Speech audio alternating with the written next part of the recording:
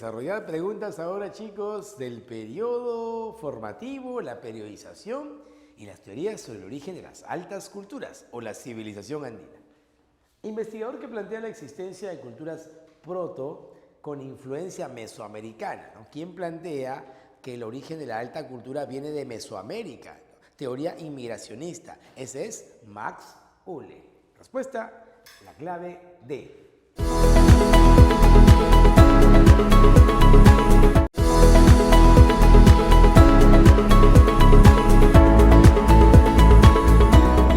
Según Julio César Tello, ¿a qué cultura se le considera panperuana o matriz del Perú?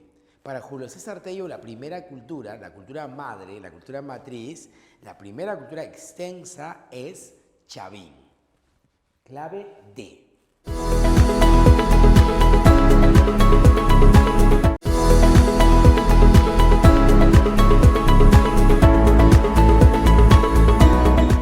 Planteó las semejanzas entre las culturas mexicana y peruana. Planteó que las semejanzas entre estas culturas se debían a que tenían un foco común de irradiación cultural ubicada en la zona ecuatorial. Mira, este señor plantea... Existe una teoría llamada la teoría aloctonista. Bueno, así la llamó. No, de Ecuador pasó a Mesoamérica y al Perú. ¿Quién fue este señor? Kaufmann-Deutsch. Ahí está, Federico Kaufmann-Deutsch. Clave C.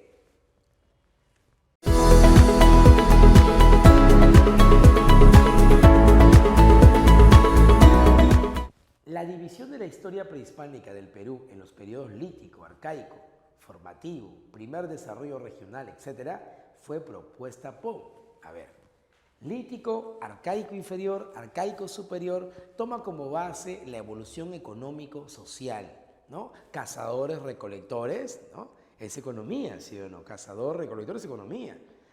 Nómades, eso es sociedad, ¿ves? Luego evolucionan a horticultores seminómades, luego evolucionan a agricultores, ganaderos sedentarios. ¿Quién tomó como base la evolución económica y social para hablar de periodo lítico, arcaico, ¿no? Inferior y superior, periodo formativo, primer desarrollo regional? Ese es el arqueólogo Luis Guillermo Lumbreras. Clave C.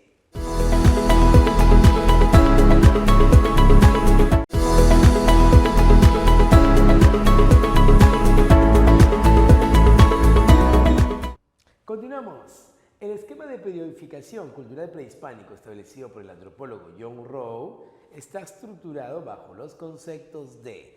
John Rowe toma como base a la cerámica, ¿no? A su evolución y su expansión, ¿no?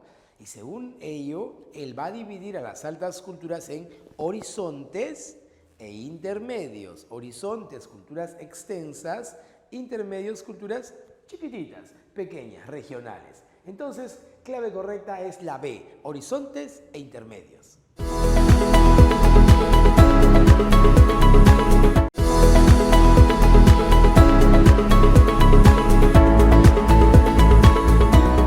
De acuerdo con Julio César Tello Rojas, la antigua cultura peruana se desarrolló íntegramente en el territorio andino y recibió en su formación la poderosa influencia. Julio César Tello plantea la teoría autoctonista y él dice que la primera cultura es Chavín y tiene su origen en la selva. Dice que la tribu Arahuax va a llegar de la selva a la sierra y va a fundar el templo Chavín de Huántar. Ese es Julio César Tello. Plantea entonces que el origen se encuentra en la selva. Busquemos la clave. Norte, del sur, del altiplano, de la cuenca, del oriente amazónico. Muy bien, clave enano, E.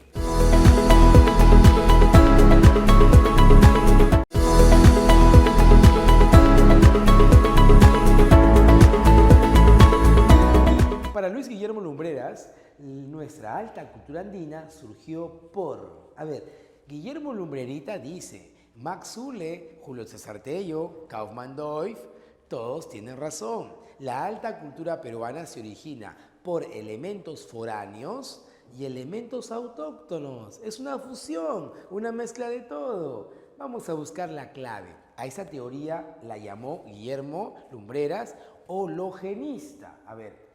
La llegada bruta de aportes mesoamericanos, no, eso es inmigracionista. La evolución cultural andina sin descartar algunas influencias externas, evolución andina, sin descartar influencias externas, puede ser, ¿no? Claro, profe, sí, pero vamos a leer las demás.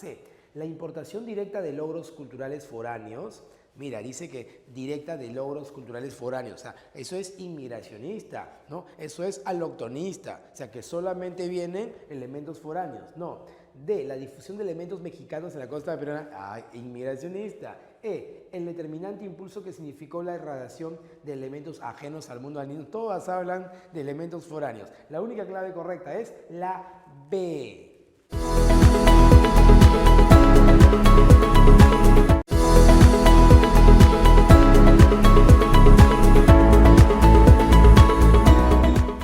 La cultura chavín desarrolló el periodo del Horizonte Temprano. Políticamente se basó en, a ver, Chavín en qué se basa políticamente.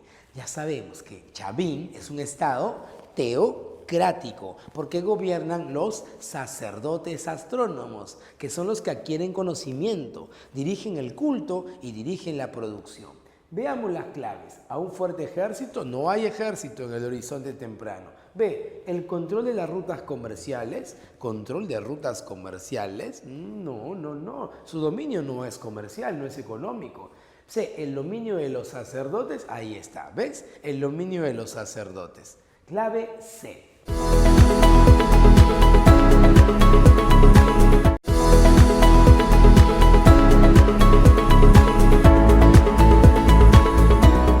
En el periodo intermedio temprano, llamado también primer desarrollo regional, tuvieron su apogeo las culturas de... A ver, hemos hecho una línea, ¿no?, evolutiva de esto.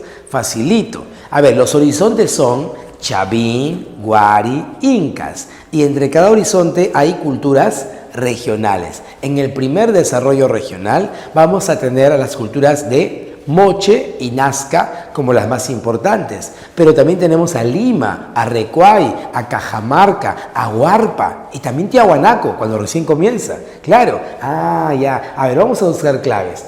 La A dice la A, Chavín, Paracas, no, Chavín no, descartada. B, Mochica, Nazca, Lima, Recuay, Cajamarca y Huarpa. Mira, B, ahí está justo lo que habíamos estado hablando. Clave, besito.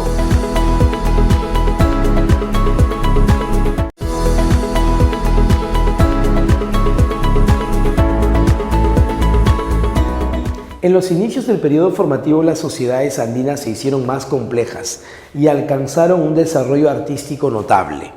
A nivel político, se consolidaron las teocracias.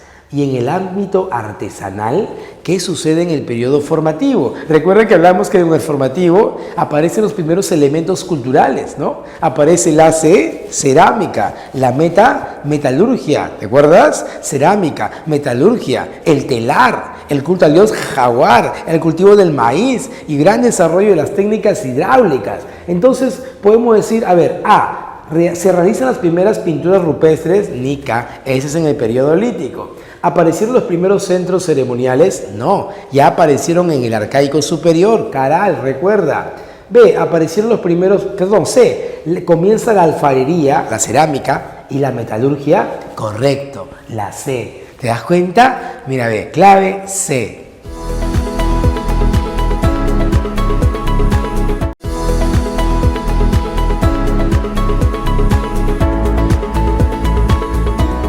En el contexto del periodo Horizonte Temprano, la cultura matriz del Perú se expandió territorialmente, alcanzó sociedades de la costa y la sierra y utilizó principalmente hablamos del Horizonte Temprano. ¿Cómo va a dominar Chavín? ¿Qué va a usar para su dominio? Recuerda que el dominio de Chavín es cultural, ¿no? La difusión de sus estilos chavinoides y principalmente la difusión de sus dioses terroríficos que van a ser difundidos a través de su cerámica, a través de su escultura, de su arquitectura y de su textilería. Vamos a ver las claves. A unas preguntas, tú sabes, chicos, que hay que usar método del descarte. Hoy, las preguntas de ECO de San Marcos, casi todas tienes que usar el método del descarte. Ven, vamos a ver. A, persuasión a través de los mitimaes comerciantes de la costa. No, en esta época no hay mitimaes. Los mitimaes aparecen en Tiahuanaco, los micmas o mitimaes. B, diplomacia y relaciones políticas comerciales entre etnias. Ya te dije que el dominio de Chavín no es comercial, descartada la B. C, agricultura intensiva desarrollando principalmente andenes. Una agricultura intensiva desarrollando andenes. Bueno, eso puede desarrollarse en las diferentes partes de Perú, pero no es parte del dominio. El dominio de Chavín no es económico.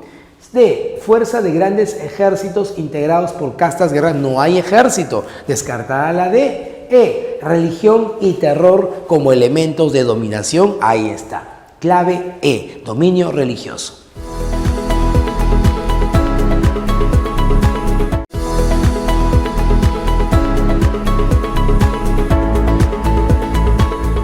Continuamos. En la sociedad Chavín, los sacerdotes astrónomos supervisan el trabajo y centralizaban la producción de los campesinos y artesanos debido a ver, ¿por qué los sacerdotes astrónomos son los que van a dirigir todo? Los que van a dirigir la producción y los que van a dirigir el culto.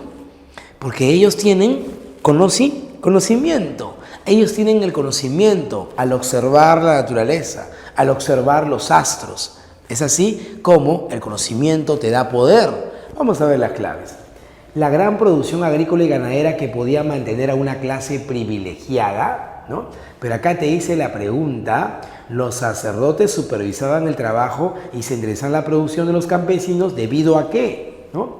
A los nuevos tipos de relaciones sociales que aparecen en el arcaico inferior, descartada la B. Sus conocimientos para identificar movimientos astrales y fenómenos naturales. ¿Ves? Ahí está, ¿no? La C. Vamos a seguir descartando. La D. La necesidad de contar con una clase dirigente ante la amenaza de otros pueblos. ¿Es una época de conflictos, de guerras? No hay ejércitos. E. La formación de un estado teocrático militar, descartado porque no hay ejércitos. ¿Ves? Entonces, la clave correcta es la C. Sus conocimientos para identificar los astros.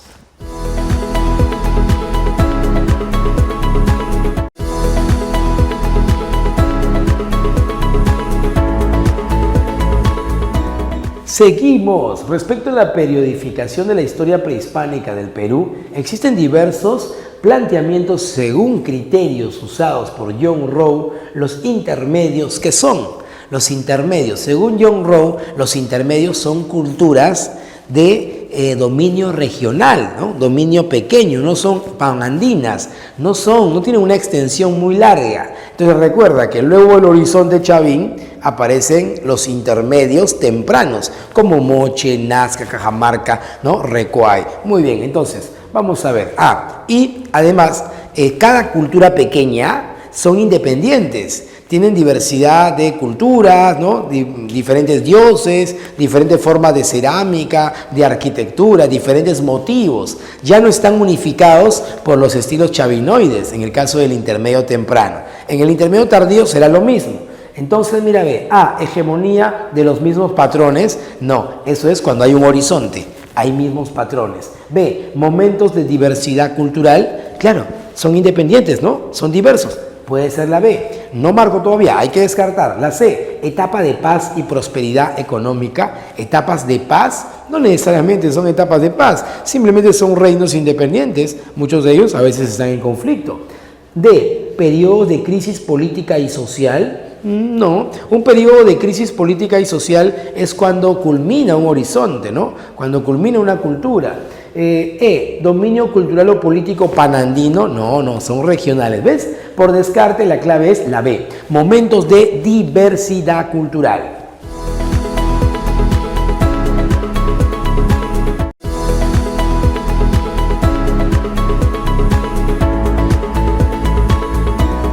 En el centro ceremonial del templo viejo de Chavín, de Huántar, los investigadores han encontrado una serie de objetos pertenecientes a distintos lugares del territorio andino, tales como hojas de coca, plumas, maderas, minerales, sal, conchas, algodón, entre otros. De acuerdo con los estudios o con los estudiosos, estas evidencias demuestran que la cultura Chavín, van a encontrar en el templo Chavín de Huántar una gran cantidad de ofrendas, ¿no? De diferentes lugares. ¿Cómo llegaron ahí? ¿Se las mandaron por encomienda? ¿Se las mandaron por correo? No, pues. La gente va a llegar, ¿no?, de diferentes lugares. Prueba de ello son las ofrendas que vienen de diferentes lugares, ¿ves? Diferentes sitios. Eso quiere decir que mucha gente iba, llevaba sus productos, adoraban a los dioses y luego se retiraban, ¿no? ¿Cómo se llama cuando mucha gente va a un lugar sagrado para orar, para rezar, para pedir y dejar su ofrenda? A eso se llama peregrinaje. Entonces, Chavín de Huántar va a ser un lugar de peregrinaje durante el horizonte temprano. A ver, vamos a ver las claves. A, experimentó un gran desarrollo agrícola y comercial. Ya hablamos que el dominio no es económico. B, fue un punto central de tributo y peregrinaje en los Andes. B, ahí está la clave. Fue un punto central de tributo y peregrinaje en los Andes. Correcto.